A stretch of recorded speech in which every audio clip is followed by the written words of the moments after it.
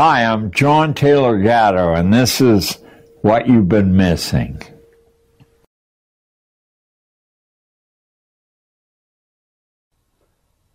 Nothing in the world can take the place of persistence. Talent will not. Nothing is more common than unsuccessful men with talent. Genius will not. Unrewarded genius is almost a proverb. Education will not. The world is full of educated derelicts. Persistence and determination alone are omnipotent. The slogan, "Press on," has solved and always will solve the problems of the human race. Calvin Coolidge, 1933. Greetings and welcome. I'm your host and navigator, Richard Grove, and this is a very special interview episode of What You've Been Missing, featuring the gentle tone, scholarly insights, and wealth of wisdom that combines in the form of John Taylor Gatto, the legendary educator, author, and icon of liberty who offers a lifetime of perspectives on the origins, intentions, and destiny of the compulsory public school system. This 5-hour journey represents a landmark in American history and was filmed over 2 days on July 4th weekend 2011 in the Constitution State of Connecticut. This is a comprehensive interview session which not only memorializes John's life's work, but also embodies a return of our birthright as human beings. Truly an event which is relevant and relative to each and every one of us.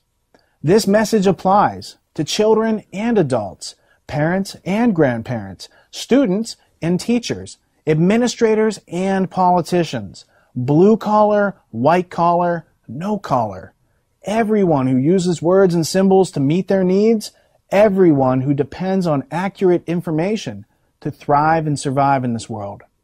The purpose of this interview with John is to provide each and every individual with the essential facts which pertain to our survival here on Earth, both as individuals and as a species, and yet have been censored from our public schooling. The envisioned outcome would be for each and every human being to possess the knowledge and understanding which allows them to exercise intellectual self-defense and self-liberty, thereby succeeding in pursuing and attaining happiness. It's designed to be shared and studied by individuals and groups to provide the evidence, organize the ideas, and facilitate the constructive conversations and actions necessary to address the root causes of our ever-growing incoherence as human beings. Since this interview contains over 200 footnotes and references and discusses the contents of more than 30 classic books essential to understanding life here on Earth, I would humbly recommend that your first viewing be invested into just soaking in this information and consider it for yourself, and after thinking about it, to then view it again with the intent of looking up the references to embolden your understanding and clarify the focus of your new, expanded perspectives. This interview session could be screened over 5 hours, 5 months, or 5 years, as it could take that long to consume the primary and secondary source materials referred to herein. Most importantly, what you get out of the ultimate history lesson will be in direct proportion to the amount of attention and focus that you can invest into it. As each hour of the interview progresses into another, you are literally crossing thresholds of discovery. And by hour 5, the layers of these discoveries yield a truly inspiring realization. That being said, the conversation which forms the entirety of this interview is almost entirely composed of facts and references pointing toward a preponderance of evidence, which is, for the most part, unknown to the general public. And it has everything to do with the myriad of crises which face humanity, starting with our own incoherence and inability to problem solve our way forward. We're not asking you to agree with us nor to believe what we're saying. We're simply trying to provoke you into looking into these matters for yourself by providing you with an accurate map which leads to your own factual and substantial understanding of reality. For as Aristotle once wrote, it is the mark of an educated mind to be able to entertain a thought without accepting it. Through these interview sessions with John, you're going to be introduced to a variety of historical personalities and, we hope, curious to review the history which has led us to this point. And to that end, this is not about disproving or debunking what we've been taught so much as it is a journey of discovery to discern reality and to discover our birthright as human beings, so that we might go forward in order to meet the challenges we all face here on this planet together. This is truly something that corporate establishment media, public schools, and universities cannot afford to teach us. So without further ado, let us begin, as they say, at the beginning.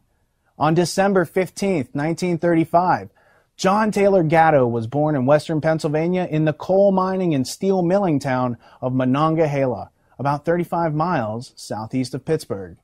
During his early school years, he spent a year at an elite Jesuit boarding school near Latrobe, Pennsylvania, where, as you'll soon hear, he learned to think dialectically and was beaten sufficiently by the nuns to create his outspoken temperament, which has endured lifelong. John did undergraduate work at Cornell University, the University of Pittsburgh, and Columbia University, and then served in the United States Army Medical Corps at Fort Knox, Kentucky, and Fort Sam Houston, Texas.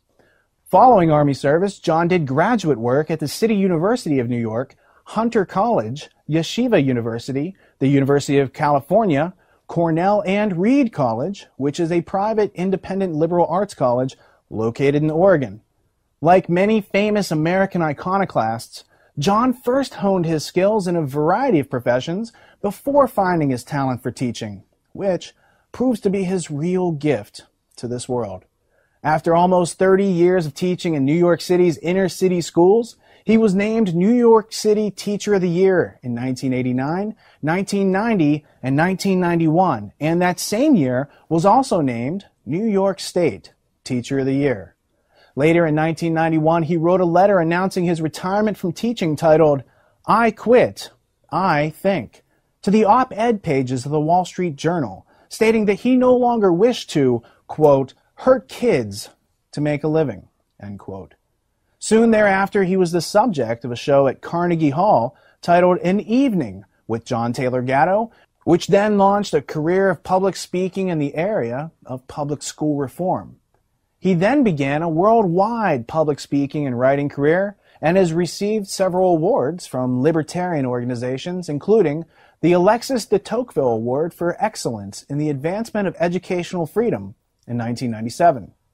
John has been invited to speak all around the world to share his research and has spoken to audiences in Australia, Spain, France, England, Mexico, China, and Canada, as well as every one of the 50 American states.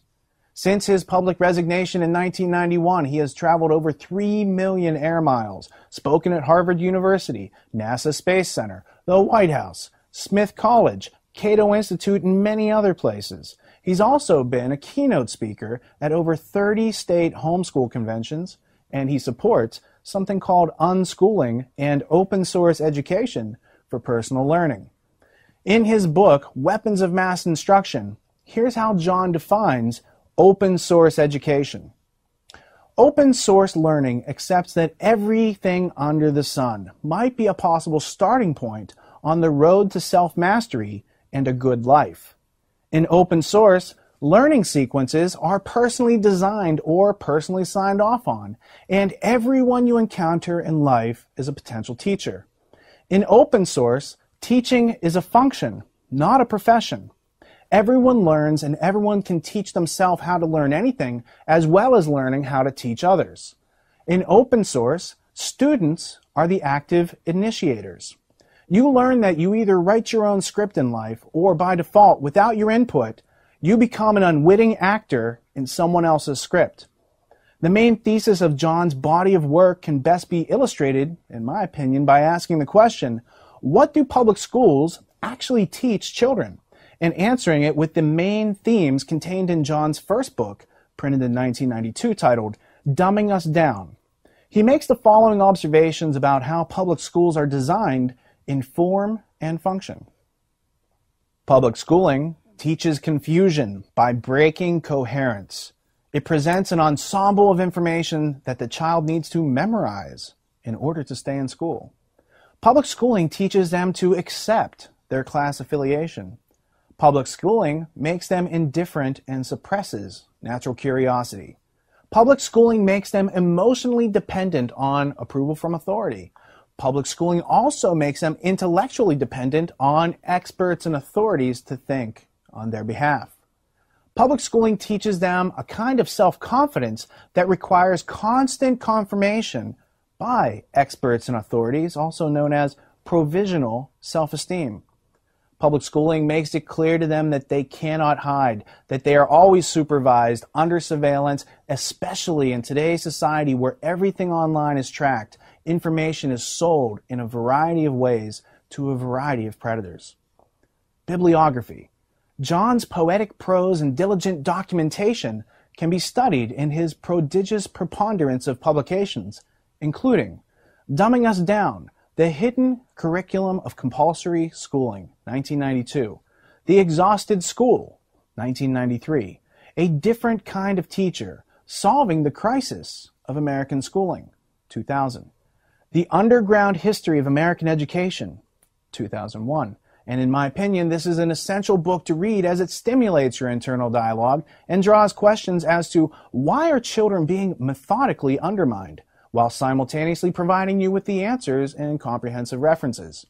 John also published an article called Against School, published by Harper's Magazine in 2003, and last but not least, Weapons of Mass Instruction, a school teacher's journey through the dark world of compulsory schooling, 2008. John's website is JohnTaylorGatto.com, and you can help him fund his current projects, sample the underground history of American education, and browse his bookstore. We've also created a special website to support your further study of this project, theultimatehistorylesson.com, which acts as a single point of access to all the media, references, notes, and source materials and bonus features associated with this interview set. Realizing that releasing this information is not enough, we've invested a great deal of effort into organizing and providing you with the research library and all the tools, methods, and resources that you'll need to learn your way forward following this interview. Possibly one of the most useful tools is our use of the personal brain software to enter, organize, and connect all of this information into a comprehensive big picture, literally helping you to connect all of the dots of useful information and formulate a useful understanding. We use the brain internally to help us organize the plethora of prolific facts, artifacts, and personalities that we've encountered while attempting to understand the nature of public education. In addition to hosting the brain models, the ultimatehistorylesson.com also hosts the video files for this interview set, as well as the audio-only versions of this interview in MP3 and CD format so that you can listen to it on the go. This site also hosts the footnotes, links, references, and PDF versions of the classic books discussed, and in the near future we'll be adding subtitles and translation into multiple languages and much more. TheUltimateHistoryLesson.com links you to our educational media producing partners, as well as the Tragedy and Hope online community, wherein you can leverage the research, methods, and tools in an international online community designed to be a fear-free zone of mutual respect, wherein individual explorations are shared to empower everyone with a comprehensive understanding. The Tragedy and Hope online community is free to those who need it and sponsored by the individuals who can afford to support our educational projects. And since this project was funded by more than 50 individuals in the Tragedy and Hope online community, I would especially like to thank those of you who gave us the ability to invite John and produce the Ultimate History Lesson so that this empowering information can be understood worldwide. We also produced the Peace Revolution podcast, a virtual classroom for adults designed to point out and provide useful perspectives, resources, and organized information. Each episode contains a subject of study essential to understanding a comprehensive view of reality, all of which is focused on providing you with the history, contextual information, and references, and the various methods and tools so that you can learn for yourself that which public schools cannot afford to provide. Specifically, we've produced episodes 41 through 45 of the Peace Revolution podcast, which feature all 5 hours of this interview coupled with historical analysis and commentary, which we provide to help you really understand what's being said.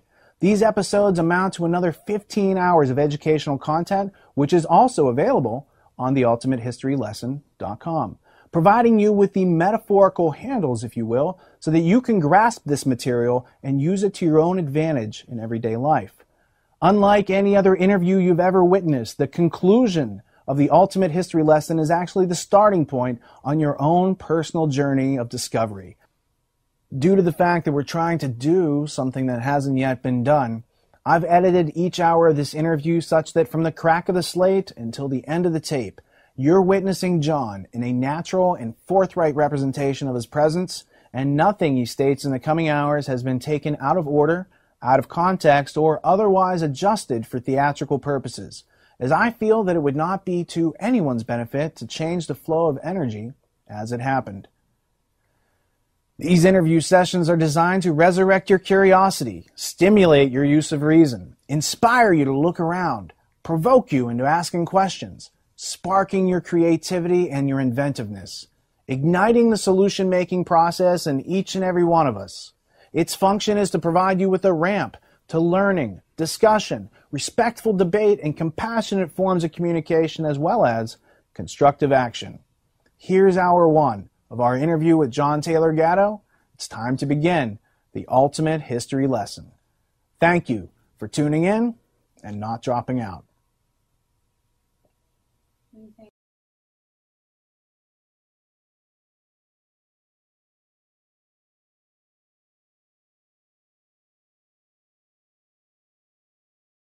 You know, for pushing that button, you get a camera credit. That's pretty good. That's right. Awesome. There we go.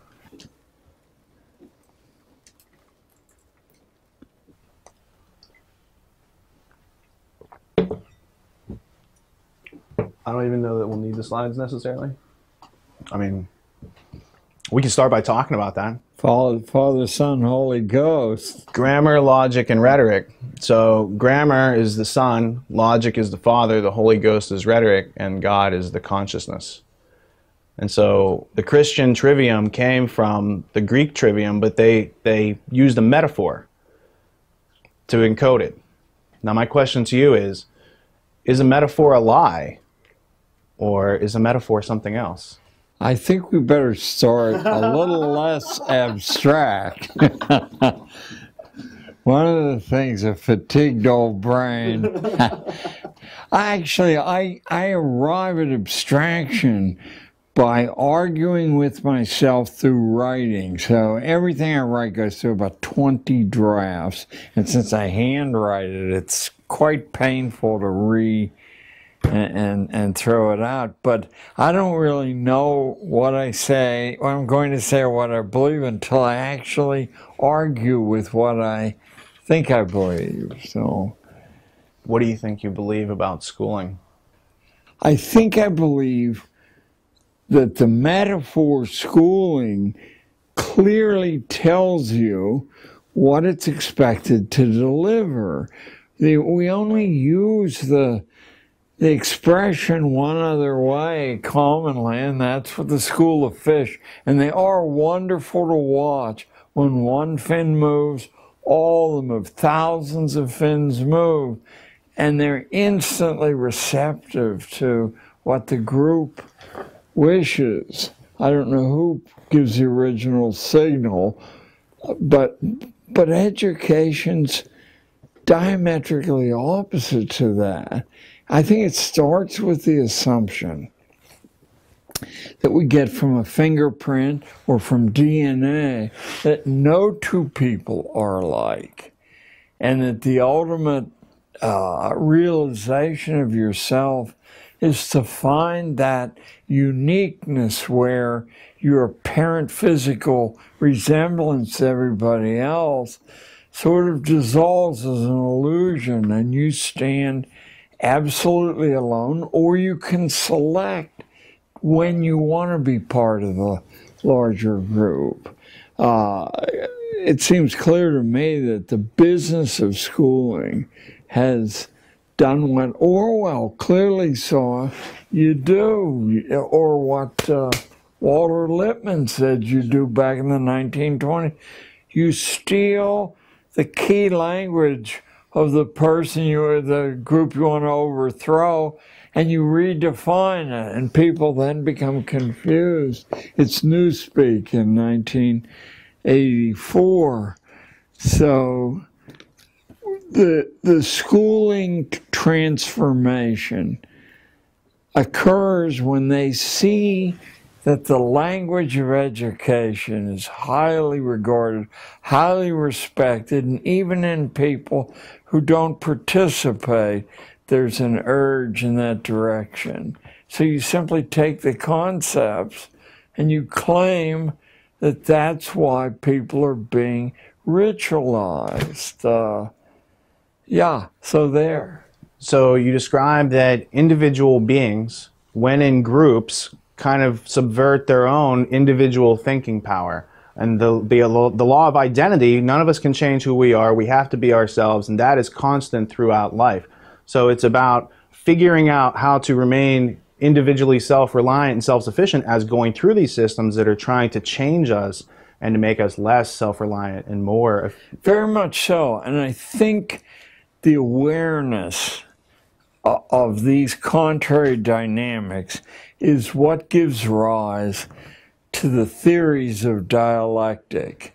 I mean, Aristotle all the way through history, the variety of them, but they participate in the same way, is essentially asking you for your own self-defense, not to assume that what anyone says, especially as they climb the authority ladder, is the truth. Often the misinformation comes from innocent self-delusion, but just as often as you move up the power pyramid, it comes from a malign intent toward your own individuality. So it's like a betrayal of truth that occurs, or betrayal of belief in some authority structure that you want to believe in is true, and then little by little you realize that it's not necessarily how it might have been presented to you. Right, even in your own individual inner life and consciousness. Before the cameras rolled, I said, the way I learn what I'm thinking is to write something down that I think I believe, and then I argue with it, and it never survives. How about that?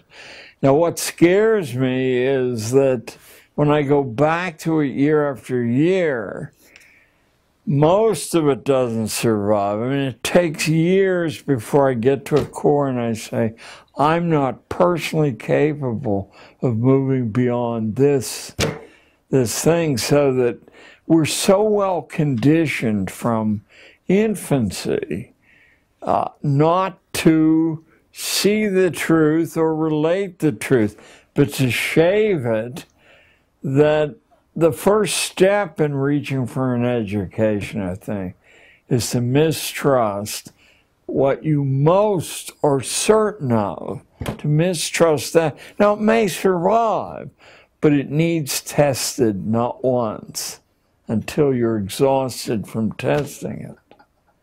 Is the school system designed to get kids to grow into a thriving, self-responsible, self-reliant adult? Or is it to whittle away curiosity and to kind of stop them from thinking for themselves? It's certainly not the former in any way, for the simple reason that throughout history, management doesn't know how to manage independent units, even partially independent units. Why shouldn't we ask, and any school people watching your film should begin immediately to ask politely, why are we doing this? It's a question you never hear because it's heresy. I mean, the beleaguered classroom teacher doesn't know why he or she's doing that. They're told to do it. Maybe they can give it 5% personal spin. That's why they're doing it. Does it make sense for this particular life that's asking you the question? you don't know, and if you started to care, the logic of schooling would dissolve. No one is able. You can answer the question for yourself. I used to say to my classes, and over the course of 30 years teaching, I taught kids from the Gold Coast to the Upper West Side of Manhattan, and I taught kids from the center of Harlem and Spanish Harlem. And I would say to all of them, you have a right at any time, you gotta be polite though, because I'm just human, to say, why are we doing this? And if I can't produce an answer that convinces you that I believe it, then you have a right to opt out and do something else, as long as you don't run wild and bring the whole house down. It helped me grow year after year.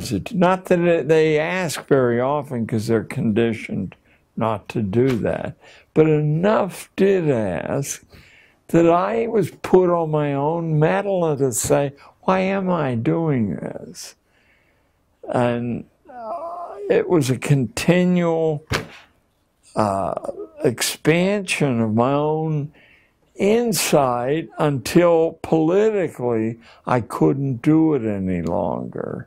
The school, oddly enough, made me so internally famous that it drew extra attention, and my system couldn't survive under the scrutiny, because they would see the disparity between what I was doing and what the protocols were.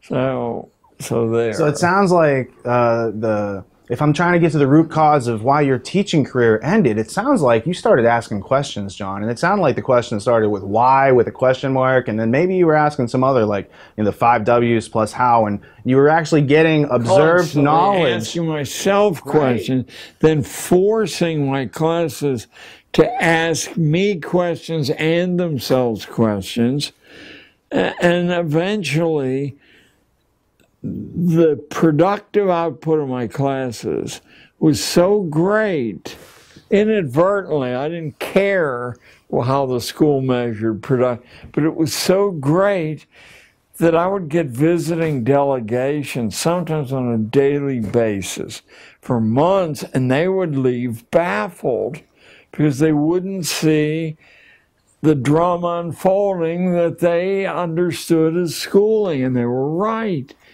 It was less and less schooling, and eventually the pressure became impossible, since I set out at the beginning of the year with an inner intention, if I had 120 kids, to have 120 individually written curricula. I never succeeded totally, but I got close enough that when the principal would drop by and only find 9 people in class and say, where are the rest, that I ran out of strategies to explain where the rest were. So yeah, I couldn't operate. I couldn't function any longer because my physical strength wasn't up to it. So how did part of the strength of your actual teaching come from releasing children from the classroom and letting them go out in the world and actually gain some useful experience? Huge amounts of it came from releasing anyone who had an independent course to follow, becoming that boy or girl's assistant, always with the mother's permission, because they couldn't deal with that kind of additional political pressure. So what they would learn and bring back would be like food for me. I would be like I was 120 people simultaneously. Oh, I learned much more than I learned at the 2 Ivy League colleges I attended. I used to say to my wife, and it sounds fanciful, as though, oh, he must love children, which is not true. I love people. and people can be 5 years old, but people who suck their thumb and rattle and extend childhood, school's intention is to artificially extend childhood, and there really is no practical terminus for that. If they can extend it through graduate school and postgraduate. What is the actual reason that their childhoods are being extended? How's it serve for the society? I think what we never discuss, or that the extreme left is preempted to discuss, so they marginalize themselves, is the intimate interrelationship between the economy and the way we train the young. To the extent that we once had a wildly variegated economy. I'm quoting Abraham Lincoln in 1859, famous speech of the Wisconsin Agricultural Association. Lincoln said, I call this mudsill theory because he used that term. Lincoln said the British are financing the whole Western movement, and they're attempting to reinstall their class system. And so they send their young sons over to make sure that not a whole lot of attention is paid to ordinary people or people who live in simple homes that have mudsills. He said they're not, according to the British thinking, they're not worth training or worrying about because there's no way they can possibly improve. Lincoln said, look around you.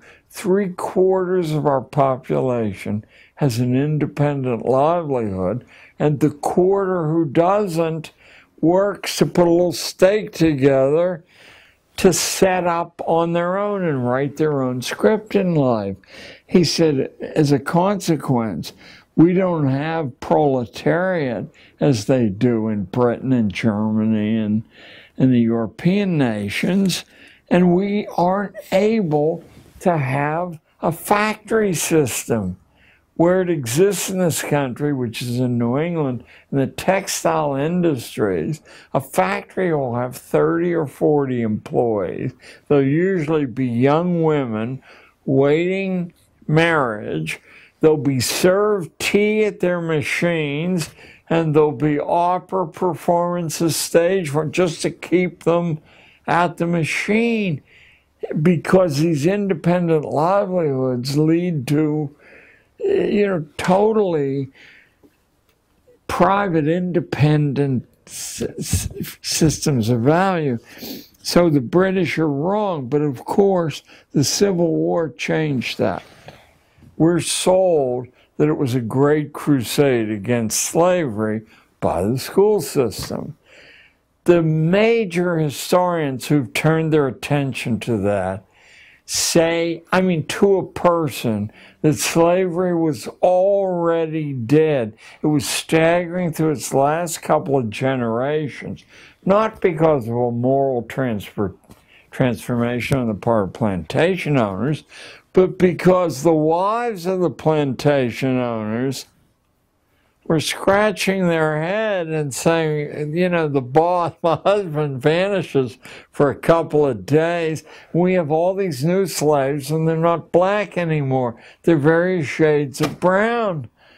So I'm thinking right now, I think Vern Parrington, but a number of historians 50 years ago said slavery was on its last legs because the Southern womanhood wouldn't stand for it any longer. Russia, I believe, had freed the serfs. Britain and the continent had done this thing. We were going to do it too. But it gave a nobility to the necessity to get rid of the Southern politicians who were trained in dialectical thinking, in rhetoric, and could run circles around the northern politicians in Congress. They could produce the most compelling arguments for this or that.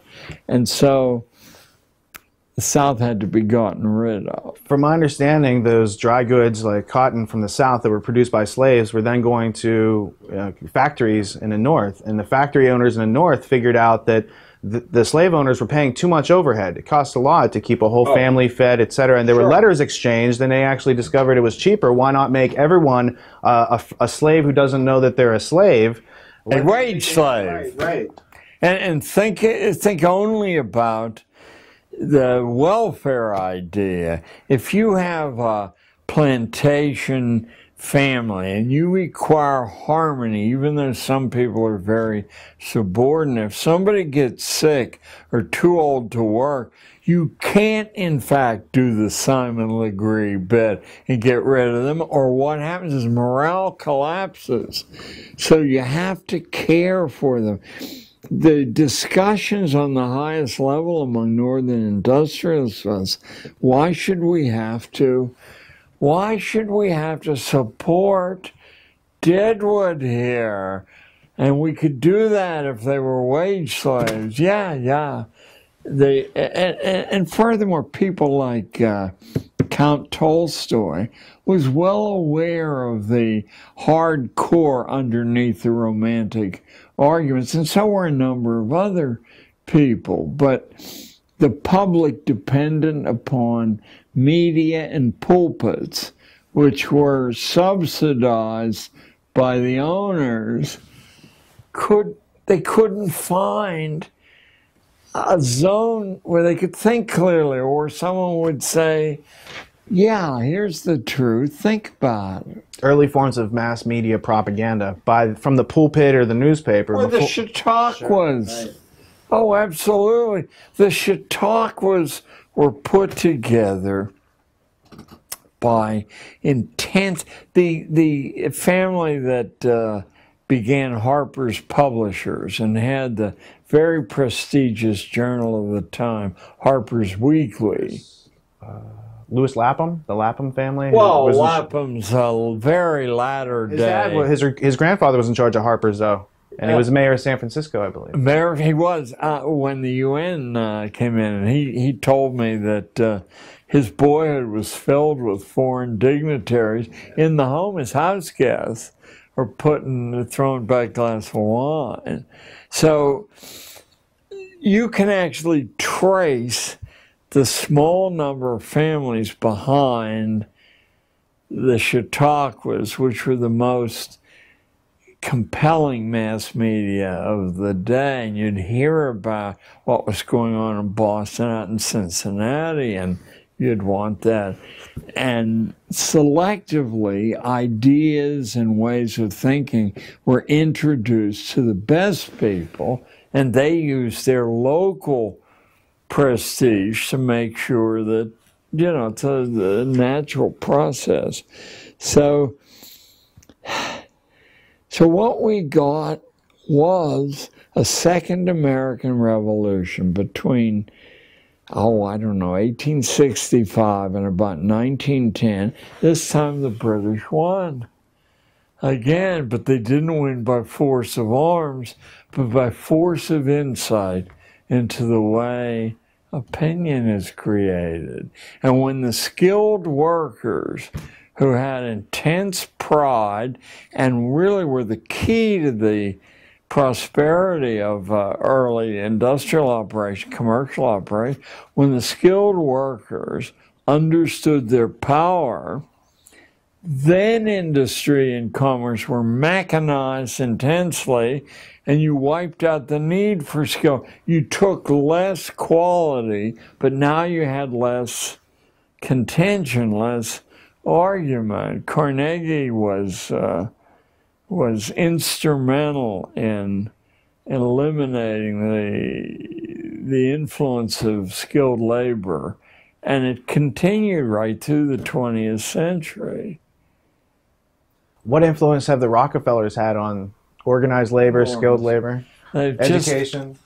the Rockefeller family can actually be traced way back in Dutch history.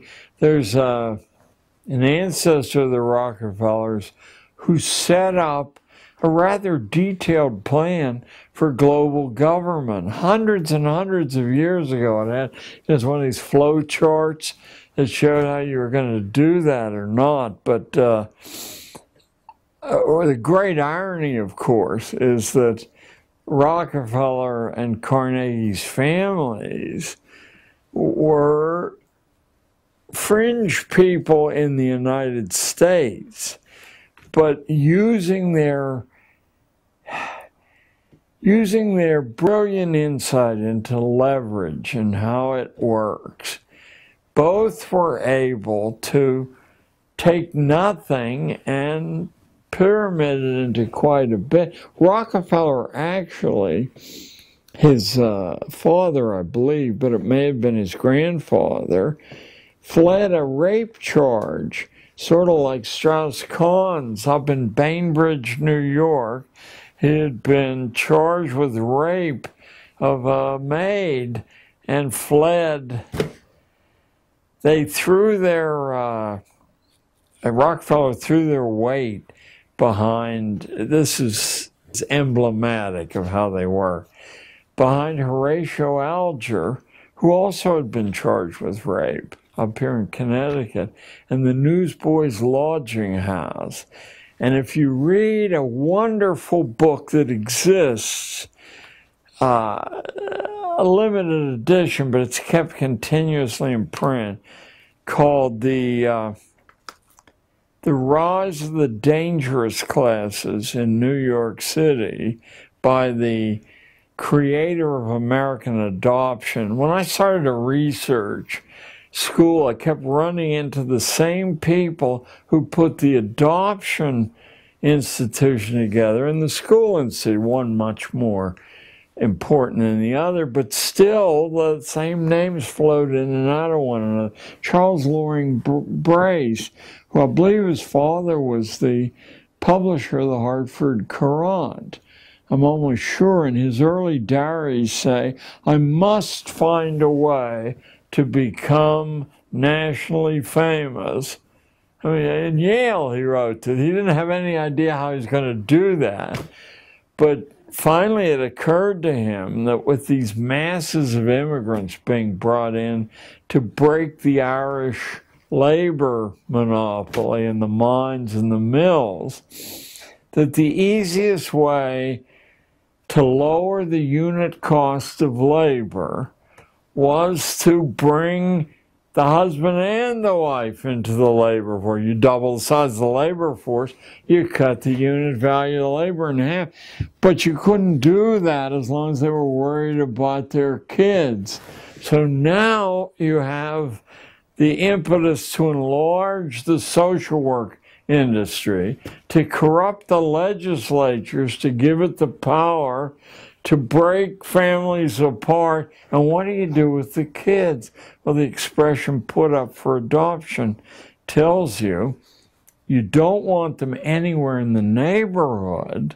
You want them far away. So you put them in boxcars. This great secret monstrous event in American history that goes on for 40, 50 years. Boxcars full of the children of the labor sent west. They started upstate New York, that was too close. So they kept going farther and farther west. And then they'd stop at a whistle stop and a platform would be brought out. The boxcar would open. The children would be put up for adoption. They had a preference for who they wanted to adopt. They wanted Lutherans to adopt because they had the Episcopal idea of hierarchy, but they were just dumb farmers. They couldn't think clearly. Here was free labor, hey, and that will end the future career of these immigrants. What stopped putting children up for adoption was the police chiefs of the West. I think the year was 1888, but give me a few years either way. They wrote a stinging attack on this practice, not on moral grounds, but they said crime is everywhere in the West. And if you go to the psychological abstracts, you'll find that an enormous number of adopted children, for example, 6 of the 10 leading mass murderers in American history, but all forms of crime, because when you break the bond with the natural, you can't put substitutes in place. Again, not morally. There's a recent physiological theory called mirror neurons, that you learn to use your own biological equipment by watching people who have the same or nearly identical biological. When you remove that, even if the family that you're transferred to has money and savoir-faire and civil, they're more civil, doesn't matter. You're actually imitating things that your physiology can't accommodate. As a consequence, you get incrementally more and more crazed inside and angry. One of the things, of course, school does is it prevents these kind of connections between different areas from occurring. That's what the short answer test is about. And Oxford and Cambridge got rid of it 100 years ago. 100 years ago, because they said people who do well on short answer tests, they memorize bits of information, but they don't connect the bits of information. And when they seem to be able to connect the bits of information, it's because they've memorized someone else's connections. The better the school, the more sets of connections you memorize. But you can't do that for yourself. You know, it's like these machines where you guys are all too young to remember. They used to sell machines that would relieve the stress of lifting weights. You'd put the weight in your hand, but the machine would lift your arm in the way. Only trouble was your muscle knew the difference, but the people buying the machinery didn't. Well, it looks exactly the same. Anyway, put me back on course here. Is there any connection between frustration and aggression? And what effect does schooling have on that? Well, you answer your own question by asking it. I mean, the connection's intimate. School removes your volition in all important ways. Even who you speak to. Are not the arts of association as valuable or more valuable than anything else you learn when you're young? I read how executive hiring is done, and it almost never has to do with your training in whatever you're being hired for. Is this the kind, I'm thinking of Apple now, I believe. Is this the person we would like to have around 3 years from now? And bend an elbow with, or play golf with, or just talk with. I mean, and that's why you're passed from set of executives, so they can sign off, yeah, he's okay, you know, we can, but we don't tell kids that, right? It's people who have the highest grade point average and the highest SAT scores. Well, I spent an hour, not too long ago, within 10 years, with the admissions officer for Harvard College, and about 30 years ago, an hour with the admissions director at Princeton. And let me tell you, their polite dismissal of grades and SAT scores was intimidating to listen to, as if you'd have to be crazy to let somebody in. Let me see if I can condense how you get into Harvard or Princeton. Of course, you get into both by donating a building, but how do other people get in? They're being analyzed on the basis of their ability to either become wealthy or famous. Either one will work. Famous, like wearing a billboard saying, I went to Princeton. There's that actress Jodie Foster, I went to Princeton. Look at where the rest of the actors and directors went. They didn't go anywhere, but Jodie did. So that's one we hear about. The Harvard lady said, we look for a record of excellence. And what does excellence consist of?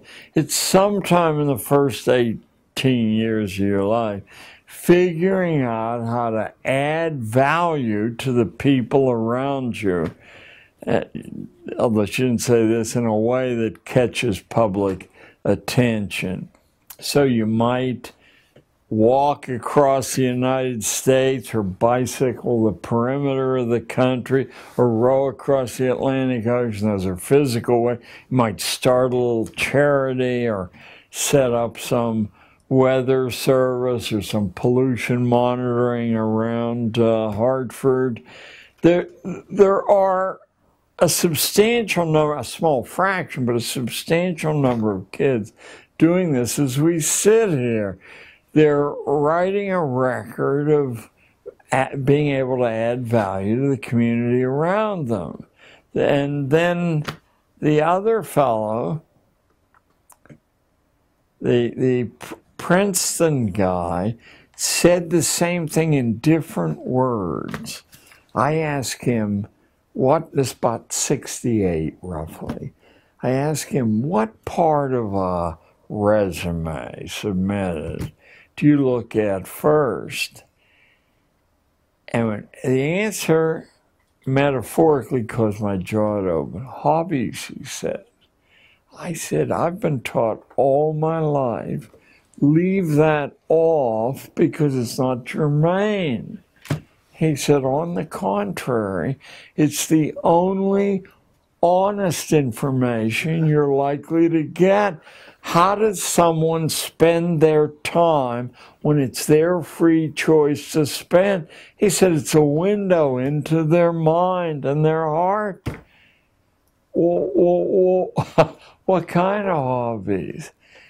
He said, well, ideally someone would have a physical hobby, an intellectual hobby, and a social hobby, because that would show they're exploring these large. Well, physical hobby, you mean football, baseball? Well, he said, it's better than nothing, but we would prefer not to see teams. I said, I've been told all my life that team sports identify your ability to work in a team. He said, what happens in a team sport is if you decide to dog it, it's very hard to tell which guy on the line has dogged it or not, or which running back has gone down quicker than he should have gone down. There, he said, we prefer solo hobbies that involve physical danger. You mean you want kids to put their necks at risk? For example, what? I said. He said, well, horseback riding is a dead giveaway. The horse weighs a half a ton or more. If you do trail riding, you don't know what you're doing. Your head gets caught on a branch and you're the headless horseman. If the horse doesn't like you, it'll roll over on top of you. And I know immediately, because that last time I rode a horse was down in Veracruz, Mexico. The horse didn't like me. Took me out on the main highway with crazed Mexican drivers going 100 miles an hour in 18-wheelers. And it laid down on top of me. I was terrified because I could see these trucks coming. Didn't like that. The last time I rode. So he said, you have to actually know what you're doing. You can't say, is this an A job or a B job? If you live and are intact, it is. Then he said, sailing a small boat, these little 12-footers, outside of land. If you don't know what you're doing, you end up in the middle of the Atlantic, or if wind comes up, you can't see landmarks because of the waves. I said, but those things are associated with the prosperous classes. What could somebody in ordinary circumstances do? He said, well, we just let somebody in. This is probably one of the nicest factoids in my mind, in my life. We just let someone in who invented his own sport and kept records competing against himself, his past performance, his present performance. It was, get ready for this, visualize this, seatless unicycle riding over broken terrain. If I had 10 lifetimes, the thought of doing that wouldn't occur. Started getting on a unicycle, let alone one without a seat, let alone riding it over broken terrain. So they let him in because they knew he was on the fast track. So we tell these lies, and of course many of the people who tell the lies believe the lies. Well, surely they're going to take valedictorians. Well, last year Harvard turned down 8 out of every 10 valedictorians who applied, and the 2 they took in, they didn't take in because they were valedictorians there. So by removing this component from the student imagination, you can control to some extent who even applies to Harvard and then who gets in, who applies, because they don't know what they're doing. What's the IT garbage in, garbage out? So what I would do was I would examine. I have a friend who started a tutoring service called the Princeton Review, and 20 years ago they were charging $300 an hour. I have no idea what they charge now. But what they did was crack the code of the questions on standardized tests. And Adam Robinson was his name. Adam took his money and left the Princeton Review to his partner. But Adam has written a book well worth, I think, your group looking up, called What Smart Students Know, Random House. What Smart Students Know. Adam was certain that you could pass standardized tests without having any knowledge of the subject, as long as you understood the constraints, the question architects were under. For example, 2 of the 4 answers offered are always so absurd that if you know that, now you're left with a 50-50 guess. I had figured out when I was in high school that if you had some way to measure the angles on the little geometric figures on the test, that you didn't need to know. You could arrive at the answer simply by, a simplistic means. The evidence that all of us know standardized tests don't measure what they claim to measure is that nobody you encounter on the upper reaches of society would dream of hiring somebody on the basis of those tests or in grade point averages. You'd be playing Russian roulette because they measure nothing.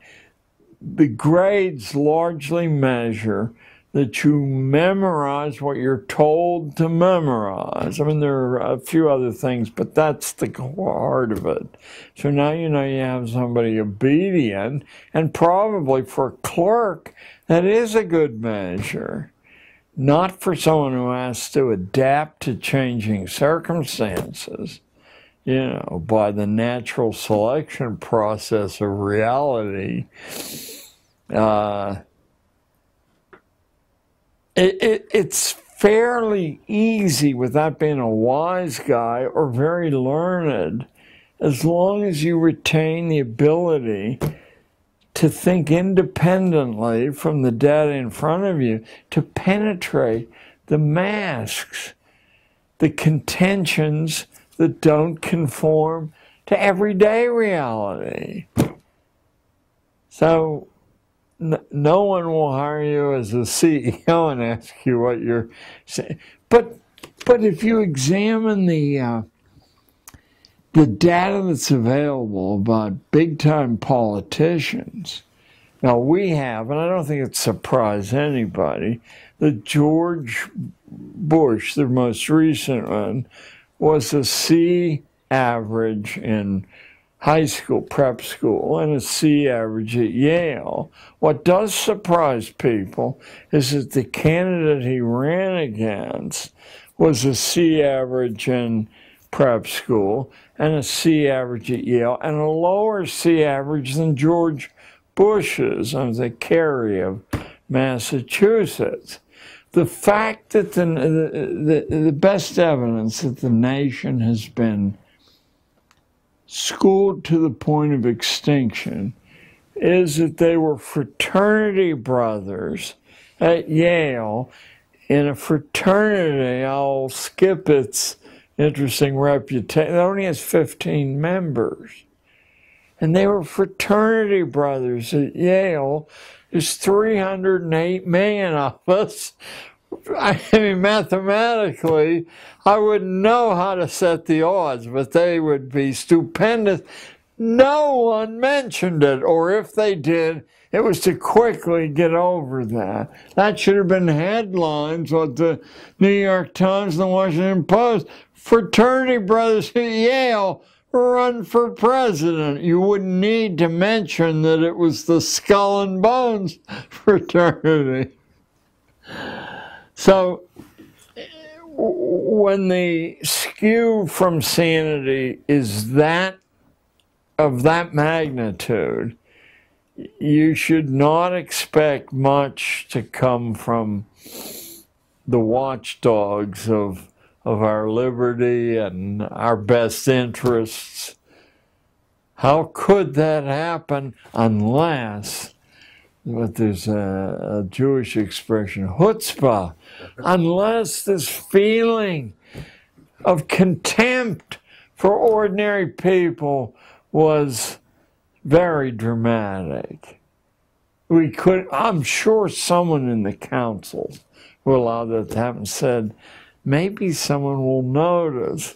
To dismiss that shows you how powerless. To believe, for example, another example, that the recent banking crisis, you know, the real estate bubble, it is an oddity in American banking. There have been 5 such since 1961, savings and loan, technology bubble.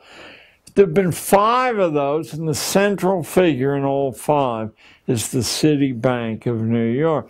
Now, sometimes it's called First National, that's back in 61. Then it becomes Citibank, then it merges with another huge and it becomes Citigroup.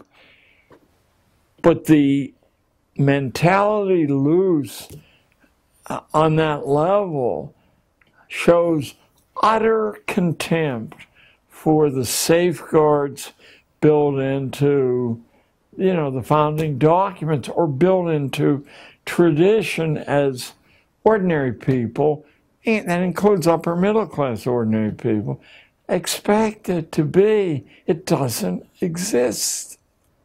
Now, what we've run into is a people infinitely more sophisticated than us, with a 5,000-year civilization, who are even more amoral than we are, and look at starving 3 million people to death as they did 20 years ago.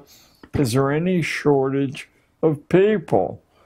I mean, they're already running circles. I've spoken in China half a dozen times for various groups, and the Chinese government is a little bit worried, not a lot, that their system of schooling, very like ours, except more disciplined, it seems to constrain the inventive imagination.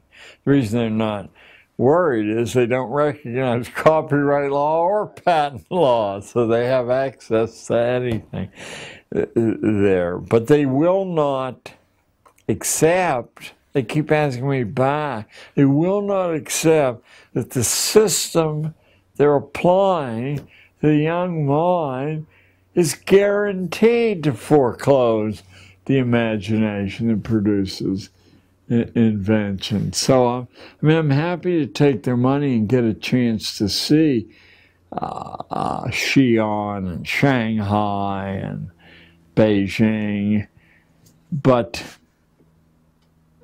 they will follow the course we follow. It'll just take a little bit longer, that's all. Your turn. In China, they have the outcome-based education system, but they're seeking to tweak it so that they can kind of improve it. They said, we want to keep our people under control, but we want them to be more creative and productive and efficient and happy while they're doing it, right? Now, the question is, if America has become more incoherent, wouldn't that be a function of the Prussian education system, outcome-based education, being used to control the workers and make more profits, and now it's just run its course? It's run its course. We're exhausted now. Our schooling is exhausted, and the national vitality's been exhausted. I'm glad you used the term incoherence. About 3 or 4 years ago, the Financial Times of London, on the editorial page, accused us of being you may have read the same piece I did, an incoherent society, that we had lost a reason to be a nation at all because subsidizing bankers and drug companies wasn't a sufficient reason to proceed in history. Yeah, we're incoherent. We don't, nation comes from the root family, and we no longer have a concern other than a rhetorical concern with one another. I mean, obviously there are many individual exceptions to that, but the government clearly has no such concern. We have evolved an economy that depends upon constant warfare. And even though it was stretching it in Iraq and Afghanistan, when those are over, we must have another conflict. We're going to have to stretch it even further and maybe attack small islands, Fiji maybe, because they represent a menace. Being a child of World War II, the idea of calling something a war where the enemy has no Army, Navy, Air Force, intelligence service, where they blow up their feet in their underwear, it just stretches the bounds of the ridiculous to call it a war. But we got an object lesson from a television comedian who said, when you fly planes into a building, it certainly shows you have courage. And that was temporarily the end of his career. You do not speak in opposition to the main force driving events. Yeah, yeah, no. To look at America between, let me roughly say, 1800 and 1865, and then from momentum right up to the First World War, there's this explosion of invention, and it comes from the unlikeliest places. It does not come from university-trained inventors. It comes from everywhere. It's the way people saw the world around them. They saw the elements, the raw material. They processed it a slightly different way, and then they had the rhetorical capacity to say, hey, look, there's a better way to do this. It was happening so frequently that a crisis occurred in capitalism. And without understanding this crisis, you really can't understand why our schools are the product of the Rockefeller family, the Carnegie family, the Astor family, the Vanderbilt family, the great capitalist families. They understood that the real problem in successful capitalism is assembling capital, getting people to give you their savings on the promise that you'll give them more back. But if you have people in an inventive matrix who can look at the way the expensive businesses doing things open up across the street and either do it cheaper or better or simply open up somewhere else where no one is doing it, capital is always at great risk. So oddly enough, I don't want to claim credit for what really is a brilliant insight, but I want to crave credit. It was openly discussed, let me say, from 1880 to 1900. We were being forcibly converted from an economy of small farmers, small engineers, entrepreneurs, into a corporate economy. And these men doing it, they weren't intellectual dumbcoffs. They could see that as long as the American inventiveness was loose like a wild beast, they were going to have a lot of trouble pulling. Someone would say, but I saw, Jack, and he went belly up. So Prussian schooling, which had, for a different reason, had been out to destroy the imagination. And let me say to anyone listening to this, when someone makes a reckless statement like that, you make sure they can document it. And I will document it as long as you're willing to walk to your local public library. Because in every public library worth its salt in the United States, and in every college library, you will find a collection of essays by a Prussian philosopher, Johann Fichte, who was the immediate heir to the University of Berlin's philosophy department, which had been under Immanuel Kant. Fichte wrote a series of, it was over a dozen public essays to the Prussian king from, let me say 1808 to about 1818. They're called Addresses to the German Nation. And the provocative event that set the first one off was the Prussian army, which was the Prussian economy, renting soldiers, stealing other people's stuff, had been whipped by Napoleon's amateur army at the Battle of Jena in 1806. And Fichte said it was because this demon imagination was loose among ordinary soldiers, and in situations they would override the orders from headquarters about what to do, and that's why we lost.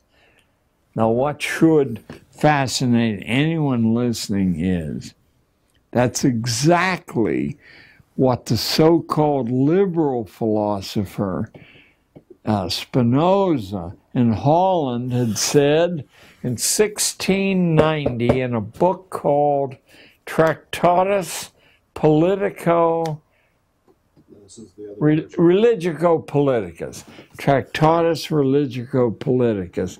Spinoza said that the ordinary population was so psychologically diseased, murderously so, there was no way to heal it. Just as Fichte, 125 years later, said there was no way to heal the disobedience gene in people who thought for themselves. Fichte said we have to set up a system of forced schooling, universal forced schooling, in which we destroy the imagination. Bells, ordered lessons, constant testing, rankings. Now, if it were only those two major figures, but you now can go back a few hundred years in history to John Calvin's Institutes of the Christian Religion, which is this thick, tiny print. But if you ever go mad and actually force yourself to read it, rather than to read what an encyclopedia tells you it says, you'll find that Calvin says that the saved are saved before they're born. The damned, who are 19 to 1, are damned before they're born, and no amount of good work or behavior can save the damned, and no amount of evil behavior can damn the saved. The expression that used to be pretty common, but has vanished, I think on purpose, is justified sinners. The saved are justified sinners who can do anything. They can carpet bomb civilian populations, whether they're Nazis or Americans. You know, you've done no harm according to Calvin. Calvin said the only way the elect, he called the saved, the elect will ever be safe because they're outnumbered so heavily, is to set up a system of universal compulsion schooling with the intention of destroying the imagination and filling the head with garbage. Spinoza said the same thing. Fichte said the same thing. So I think we just ran out of tape. Is that what happened? Is that one still running? Yes, but it has no mic on. Yeah. All right. So we're going to take a 10-minute break. Oh, good. We're going to change the tapes. We're going to turn all these lights out. We're going to turn the AC back on and cool you off. If you want to get up and move around, use the bathroom.